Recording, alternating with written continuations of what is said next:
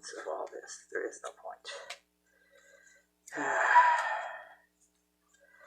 Let's just put these away, shall we? Let's do something a little more productive. Remember, have a nose.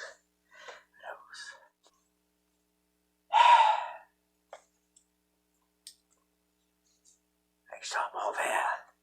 This time. Last time we had a little issue. But anyway, let us go. We want to get to what we want to get to.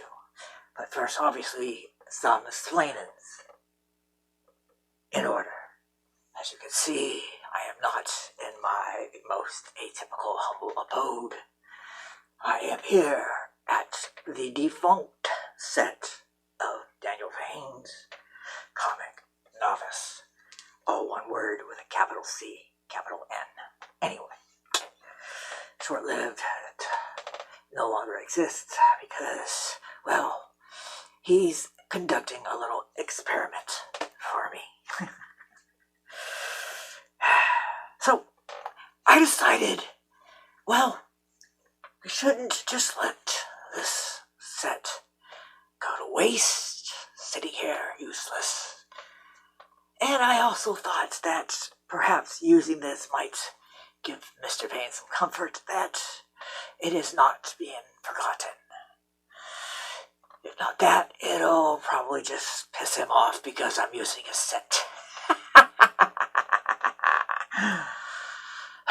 Anyway, let us get on to what we want to get on to. And that is this battle that occurred with Superman during the 1980s.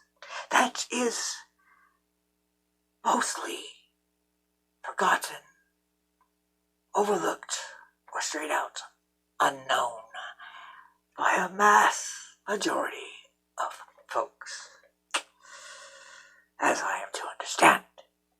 So, I am going to give you some cliff notes, so to speak. Not too many details, because that's not what I'm here to do. I'm just going to give you a rundown of what happened. And maybe you'll be able to, maybe you'll recall the story of when Superman had come to town to see who he could rock. He had been poisoned of the mind. Yet again, for someone made of steel, he often does get poisoned minds.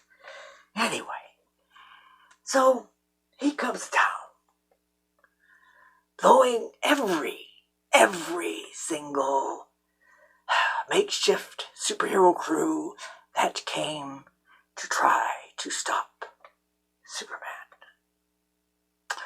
What they failed to understand was that not only was Superman, he decided on this venture to bring some extra firepower. For starters, to hit those that came at him high, he had 3-story tall speakers. And to those who tried to get him low, he had woofers made of steel. It's like this man of steel himself.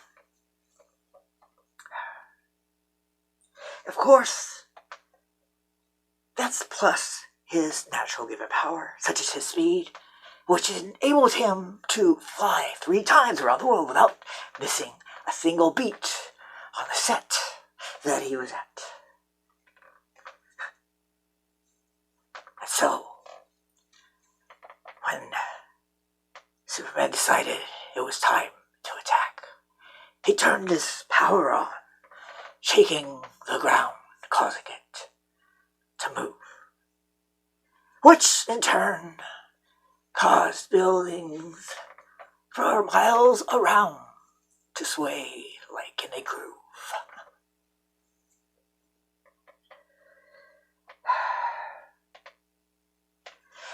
And then to top it all off, the most, despicable thing Superman was doing at the time, using his X-ray eyes to seduce the women who just thought it was sweet. Superman, he was pretty much on the verge of defeating the crowd that were now rocked by his greatness. But then the saviors of this day came. A group formed of a nucleus type of bond arrived with the weapon needed to defeat the Man of Steel. They deployed upon him a disc-O set of kryptonite, and Superman was defeated.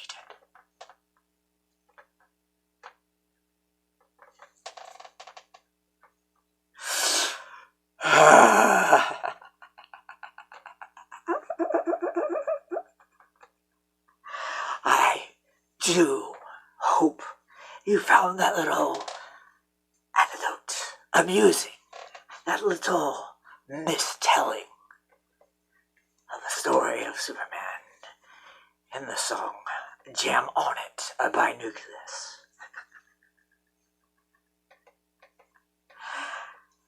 We just felt it should be mentioned.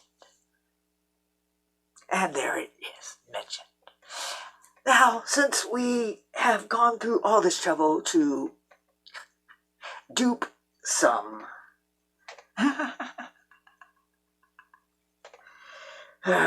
to believing there is this other story, which there is, but never mind. We are going to, well, I am going to provide a special Superman playlist, which will include the aforementioned song, Jam On It by Nucleus, the song in which this story I just told is actually told originally. And to this playlist as well, we will add a few other songs that have strong references to the Man of Steel, Clark Kent, Kal-El, the Superman. Now, it seems it's likely time to come fit